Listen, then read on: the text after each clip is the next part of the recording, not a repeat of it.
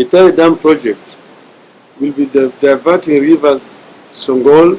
Thutha wa mutongoria wa CORD Raila Odinga kwanirira ati mubango ucio wa ndemu ya Itare ukure hathara nene gukira uguni, thirikari irumite kinie kiuga waki wa ndemu iyo no uguthii na mbere nginya urike.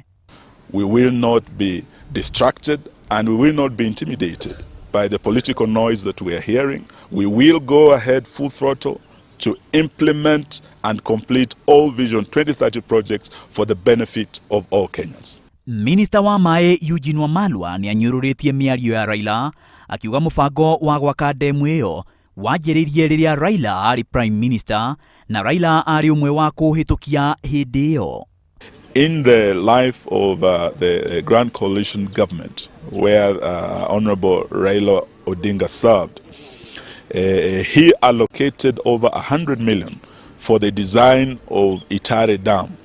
Raila araugire kaunti imwe ari hamwe na Bomet, Migori, Nyamira, Kisumu, Guthii na Kericho ni cikuma kumana na njui citiganiite kuhua, undu uria Wamalwa ateaneirie.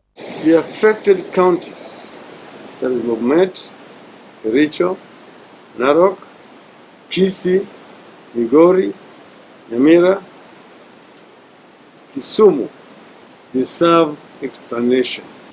I am surprised that yet again the former Prime Minister has decided to attack another very critical project, a project of vital national importance, a project that was started during his time when he was a Prime Minister in the Grand Coalition government. And this is a project that dates back to the 90s. Muthenya wa ira President Uhuru wa Kenyatta ni arokerire Raila kumana na mubango wa maai wa Murang'a, akiuga Raila akoretwo akihenia muingi. Hataki kuambia Wakenya ya kwamba alikuweko kama waziri mkuu wakati plans hizo zilikuwa zinafanywa. Hataki kuambia hivyo kwa sababu nia yake ni nini?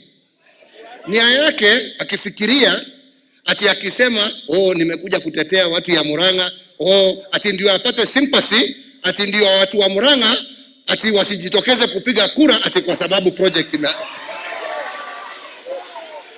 Maina wa Wairegi, Inoro TV.